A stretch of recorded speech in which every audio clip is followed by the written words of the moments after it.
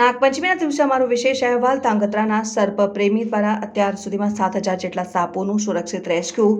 3 અજગર તથા 100થી વધુ ચંદન ઘોનું રેસ્ક્યુ કરી જીવદયાનું ઉમદા કાર્ય કર્યું છે। શ્રાવણ વદ પાંચમ એટલે કે નાગપંચમી આજના દિવસે હિન્દુ સંસ્કૃતિ મુજબ નાગ દેવતાઓને વિશિષ્ટ પૂજાઓ કરવામાં આવે છે। આપણા હિન્દુ ધર્મમાં નાગ દેવતા વિવિધ દેવોના નામથી ઓળખાય છે, ત્યારે આજના નાગપંચમીના દિવસે અમારી વિશેષ રજૂઆત કે જેમણે અત્યાર સુધીમાં અસંખ્ય ઝેરી કોબરા સાપો સહિત બિનઝેરી સાપો સહિત કે અનેક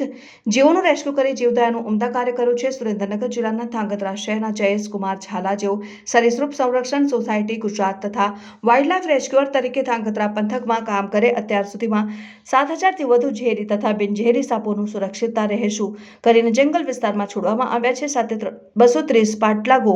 100થી વધુ ચંદન ગો અને 3 અજગરોનું પણ રેસ્ક્યુ કરી ચૂક્યા છે। આ ઉપરાંત કેનાલમાં ખાબકતા અબોલ જંગલી કે રેડિયાળ પશુઓનું પણ સુરક્ષિત રેસ્ક્યુ કરી નવજીવન દાન આપી જીવદયાનું ઉમદા કાર્ય કર્યું છે।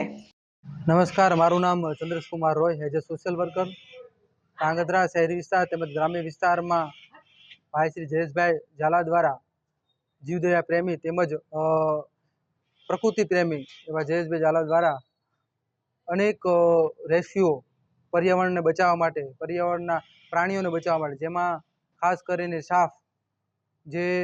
વરસાદી ઋતુમાં ખૂબ જ જોવા મળતા હોય છે, જેના કારણે લોકો ખૂબ ભયભીત થઈ જતા હોય છે સાપને એના બાબતે। ગ્રામ્ય અને શહેરી વિસ્તારમાં અનેક રેસ્ક્યુ કરી સાપને પણ બચાવે છે અને અન્ય પ્રાણીઓને પણ ખૂબ જ સારી રીતે રેસ્ક્યુ કરીને બચાવે છે અને એનાથી ઈજા પહોંચતી અનેક પ્રાણીઓને પણ રેસ્ક્યુ કરી બચાવે છે અને ફોરેસ્ટના માર્ગદર્શન હેઠળ આ કામગીરી એમને છેલ્લા 15-20 વર્ષથી કરી રહ્યા છે અને હાલે આજે હિન્દુ પવિત્ર દિવસ જેમ ગણાય છે એમ સાપ તરીકે કે ભાઈ નાગપંચમી તરીકે ઓળખવામાં આવે છે। એ ભાગરૂપે જોવા જઈએ તો ધાર્મિક પ્રવૃત્તિ મુજબ પણ જયેશભાઈ ખૂબ જ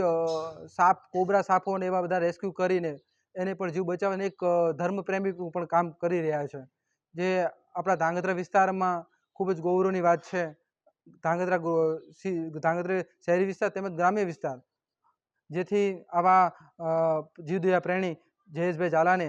ખૂબ જ હાર્દિક અભિનંદન આપું છું તેમજ આવી પ્રવૃત્તિ કરતા રહે એવી શુભેચ્છા આપું છું।